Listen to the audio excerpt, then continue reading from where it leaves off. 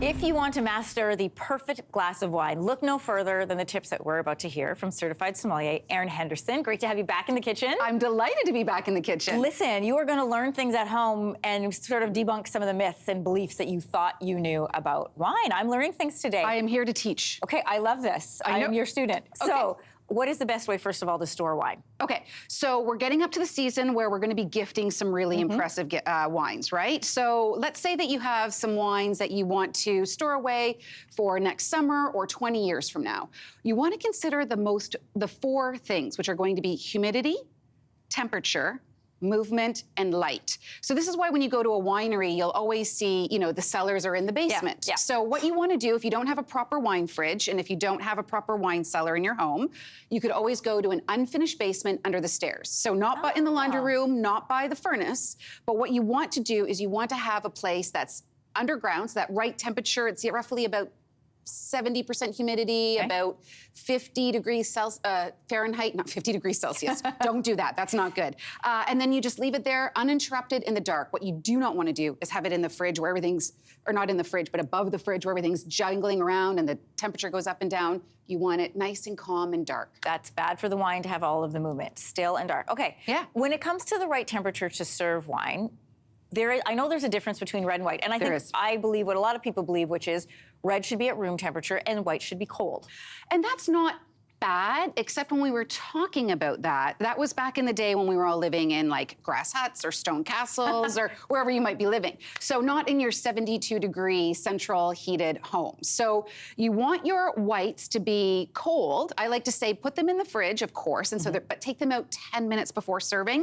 So they warm up a little bit. Your reds you put in the fridge 10 minutes before serving. So that will allow the nuances of the wine. Anything too cold will really clamp down on the flavors and those aromatics. Anything too warm, all you get is that sickly, sour smell of alcohol, not the beautiful nuances the winemaker wanted you to have. So that's the difference in the experience then. Okay, talk to me about one of the tricks you have, which is the ice bucket method. How does that work? Okay, so everybody's like, oh, I got to chill this down in a hurry. Let's stick it in the freezer, and then you forget about it and you get a wine popsicle. Yes. So into our bucket, we have half water, half ice. Okay, I'm going to tip it this way. So you tip it that way. Okay, half water, half ice. Look at that. You're such a good display. Anyway, jam it right, jam it right in there, and you will allow that to sit 20 minutes. You're gonna have a great white. 10 minutes, you're gonna have a great red. What does the water do? Well, it actually cools it down faster. Okay. Some people put in a teaspoon of salt, but cools it down even faster than just sticking it in ice alone. Okay, so like 20 minutes, you said? You're good. Okay. But let's pretend it's a wine emergency, shall we? And we need that glass pronto. Okay. Wine emergency. I want you to try this wine. I know that's a really big ask. This one? Try this. This is our beautiful Liano. It's a gorgeous... Do I have to do this the right way, or are you gonna? Can we? You don't have to. Okay. I mean, I feel the pressure because you're now here. nose it. We've got some really beautiful dark that's fruits. great. This is a great Cab Sangiovese. Take a sip of it. Okay. Again, nice, beautiful dark fruits. We've got some spice, but it is room temperature. Good. Beautiful acid. May I? Yes. We're going to, you know what, may I? Is it okay? I'm fine. Okay. We're old friends, Erin. We're gonna try and just splash yourself. Okay. And plunk. Okay. Those are really big. So what we're going to do, 10 seconds. We've got these huge ice cubes. We've got these very fancy spoons that they provided us. A regular spoon will work just fine.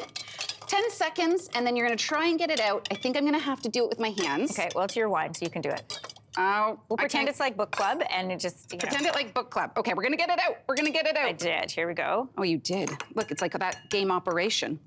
Now, some people would look at a beautiful glass of red and be like, ice cubes. I know. People freak out. Yeah. But you know what? And winemakers will say, no ice in the wine. Yeah. Who wants to party with the purist? Taste this and tell me if that temperature adjustment is just a little bit better. Yes. The fruit comes out more, right? Yes. I was not expecting to be able to tell. Now, I love a good glass of red at 9 in the morning, and I think that this is perfect, right? So it's just dropped it down. The ice hasn't diluted the wine. It's just dropped it down a temperature or two, and that meant all of those beautiful spices, those flavors, those aromatics have just really popped. This is like grown-up science experiments, and I'm here for it. Me too. We should do some more. Let's get another bottle. Okay, let's do it. Erin Henderson, always teaching us stuff when you come. Thanks so much. I love this trick. Cheers. Santé. Cheers. Ice in the wine. All right, we'll be right back. Hey, thanks for watching. If you liked this, be sure to subscribe here, or you can check out more Your Morning videos right here.